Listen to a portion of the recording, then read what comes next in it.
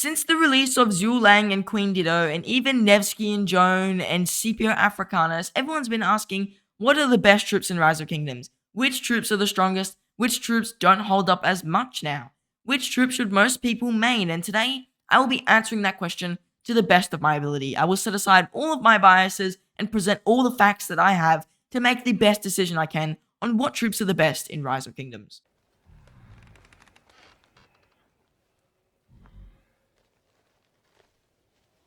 You're shooting ironwork.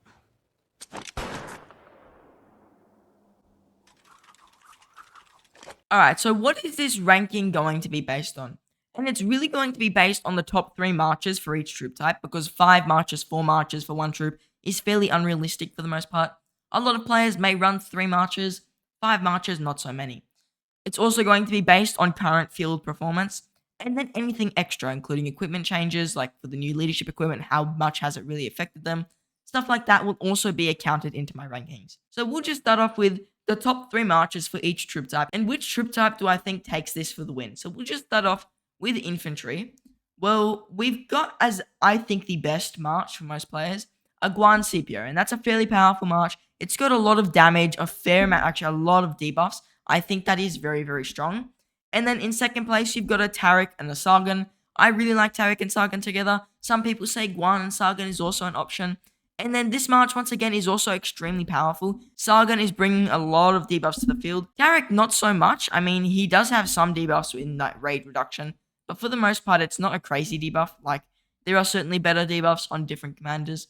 And then in third place, you probably got a Pakal and Harold, or like a Harold and Alex, something like that. So for 3 marches there, they're decent, but they're kind of lacking in terms of very large amounts of utility. Third place is like what, Harold and Pakal. I wouldn't really consider a Guan anymore, or like Richard or even Charles. So looking at Harold and Pakal, they aren't really offering too much to a Murderball. And Alexander the Great doesn't trade too well. Like, he's going to trade good, but you're never going to see like a 1 to 10 trade with an Alex as you would with commanders such as the Archer commanders. Let's just go over the top 3 Archer pairs. Number 1, you've definitely got a Boudica with a Zhu Lang, and I think that's obviously the best Archer pair right now by like far and away. They've got a lot of damage, amazing debuffs, very similar to a Guan and a Scipio in a way. Zhu Lang is very, very damage reliant, and then Boudica is very, very debuff and stat heavy.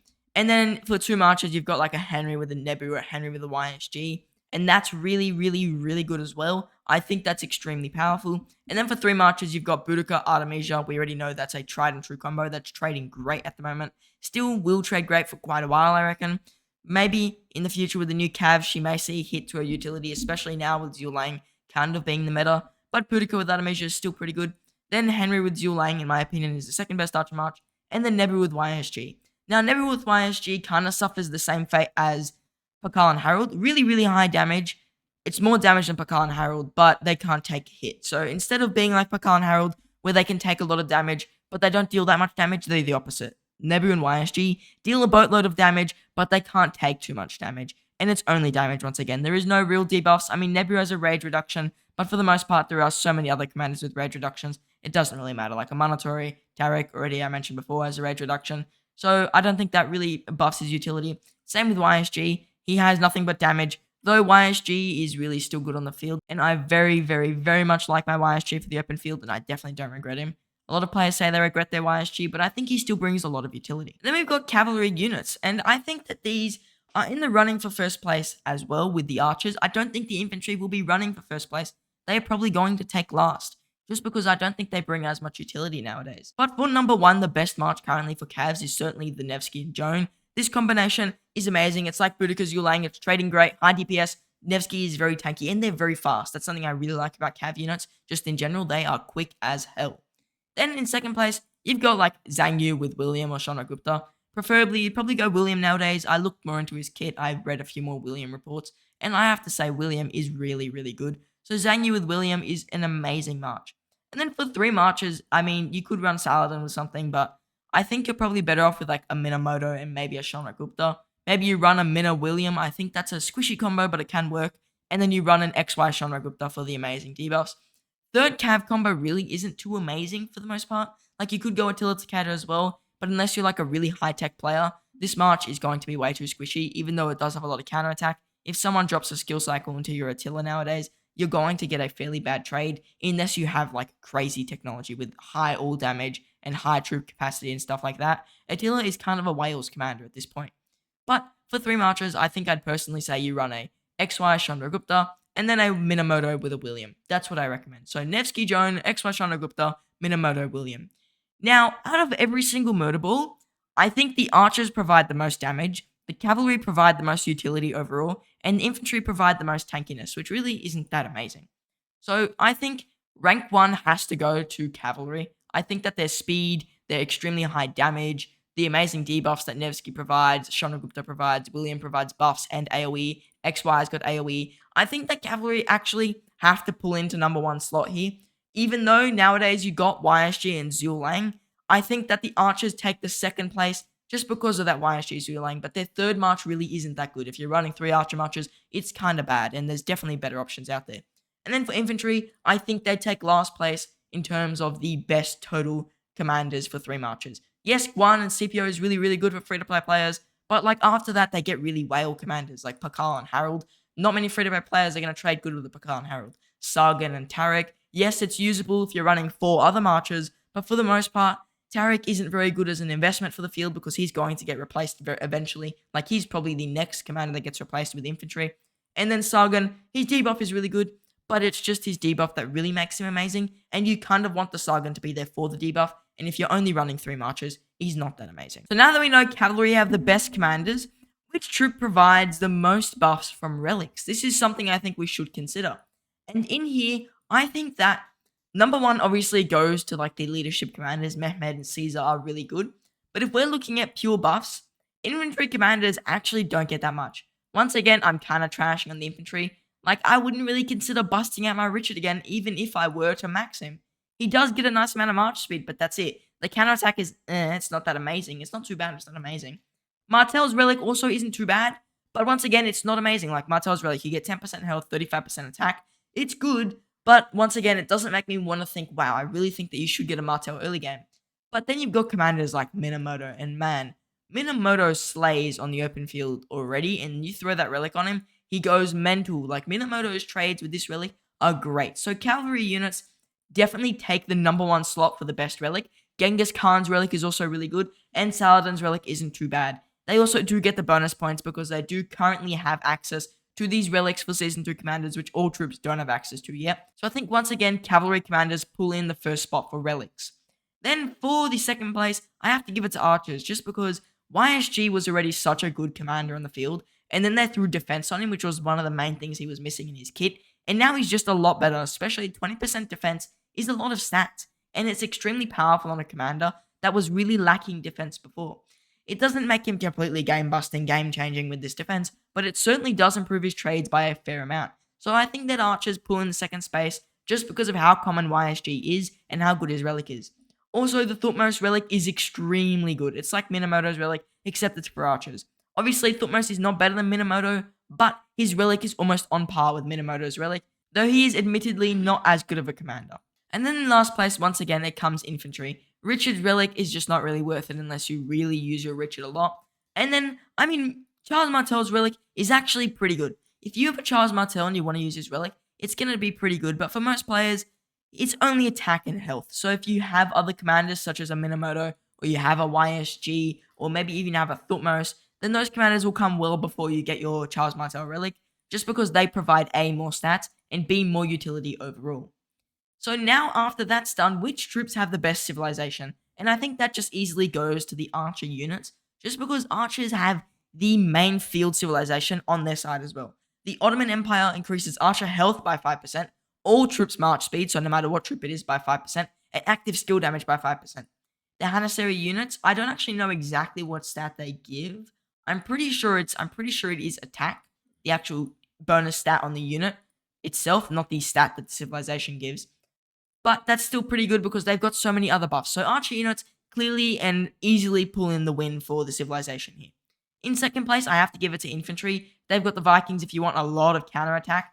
And then they've also got the French civilization if you just want to get overall troop health. And you also get the throwing axemen.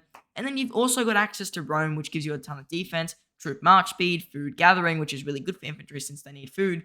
So I think Rome is also really good. So infantry pull in that 2nd space. they just definitely cannot beat out the Ottoman Empire here. They're really good if you're doing KVK recovery because their civilization gives you action points and training speed, but in KVK, I mean, their best civilization is probably either Byzantium or Spain, or maybe you could consider, like, I guess, Arabia for rallies. So for the most part, the cavalry do come in last place, but they do have the best recovery civilization. Then we've got equipment. I think currently if we're looking at epic equipment, archers win by an absolute mile because they've got a literal set bonus. So I don't even need to go over the actual set. You just know revival set plus the flame treads, which give health, plus the golden age sword. Best epic equipment out of every single troop type by like far and away. For legendary equipment though, I mean, nowadays it's a big mix of that leadership equipment into sets.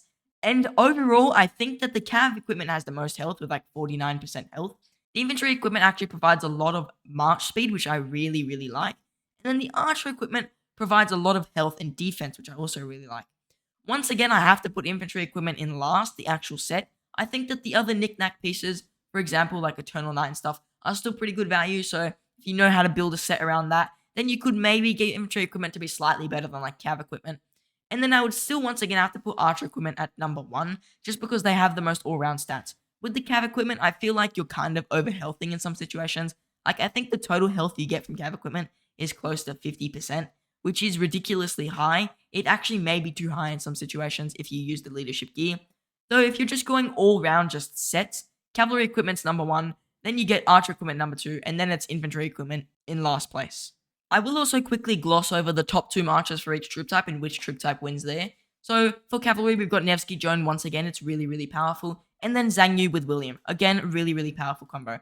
Then for archers, you've got yourself Boudica Zulang, easily the best archer march. And then I would run a Henry with like a Nebu or YSG, or you could run Boudica with Artemisia, and then Henry with Zulang, something like that would be your best 2 archer marches. For infantry, you're looking at a Scipio with a Guan. Certainly your best 2 infantry marches would be a Scipio Guan, plus a Sargon with a Tariq.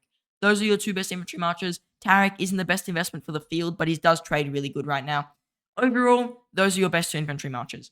Now, in rankings, I think that first place actually goes to archers for top 2 marches, because Zulang and Boudica are just ridiculously overpowered. Henry is very tanky, and I think he's got a lot of value he's still going to bring even once the new rally commanders come out. And also, just the amount of debuffs that they provide is ridiculous. The damage they're doing is ridiculous. They may not be extremely tanky besides Henry, who is an exception, but overall the 2 archer marches are giving your mutable a crapload of value, and most players have to have them. For cavalry, I think they come in second once again. Nevsky Joan is just so good, like I can't say it's not almost worthy of first place. It's probably the best march in the game. Maybe it could lose to a Boudica Zulang. It really depends on your field presence and how many people are on the field.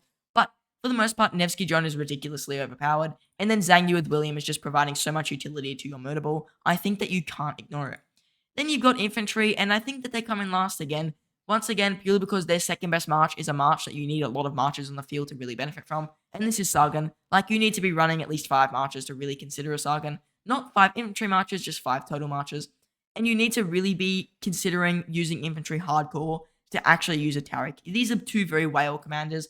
Guan and Scipio, though, really good combo, and I think that they bring a lot of value to your mutable. They just can't carry infantry to a higher place, in my opinion. So what is the final overall ranking for each troop type? And in the 3rd place, which is last place, I'm going to give infantry. They are fairly good to have 1 or 2 marches for your mutable. You probably would only run 1 infantry march in a 5-march mutable. They have a lot of utility on the Guan and Scipio, but other than that, they are very whale commanders. Some of them won't have as much utility in the future. Cough, cough, Tariq. So it is quite tough to put infantry at a higher rank. Plus, their civilization, yes, it's pretty good, doesn't beat the archers. Their equipment is average at best compared to the other troops. And they are just kind of hard to give a better ranking until they get some better commanders. Then, for 2nd place, I'm going to have to give it probably to the archers, purely because they have the best civilization equipment and the best 2 commanders, but they don't have the maneuverability of cavalry. They don't have the extremely high damage of Nevsky Joan. They may have a little bit more on the Zulang, but their second march doesn't compare to an XY and a William. So for the most part, I have to give archers that 2nd place. But I think they're extremely close with the cavalry, but definitely are a knock up above the infantry units. And then in 1st place, I have to give the cavalry units this position, because Nevsky Joan is just so overpowered. The amount of kills I see people pull in with a Nevsky Joan is crazy. It's probably slightly better than Boudica Zulang, if I'm being real. If the Nevsky drone gets hit, you have a very, very good chance of getting away. But because your lane gets hit, it's much harder to get away. Like, you may still have a chance, but it can be difficult. The thing with Joan and Nevsky is Joan's got so much march speed, Nevsky's got so much march speed, and they're cav units, so they're just in and out of fights super quick, so they're amazing for that. And the same can be said with Zhang Yu and William. They're both in and out of fights real quick, and they both have a lot of utility. Zhang Yu's much shorter rage cycle is great for most players, and he really does work with William, buffing your marches as quick as you can. So that means third place infantry, second place is archers, and first place goes to the cavalry units as of June 2023. Now, if you enjoy my content a lot and really want to support me personally, consider becoming a channel member, which will be linked in the description. If you become a channel member, I have a bunch of perks, and I will be releasing cool little logos that go next to your name and a few stickers that you can send in live chats, in the comments, and things like that. I also will have exclusive Discord servers for you guys, so if you do become a channel member, it's much appreciated. Now, I do want to say thank you for watching, and I hope to see you in the next one.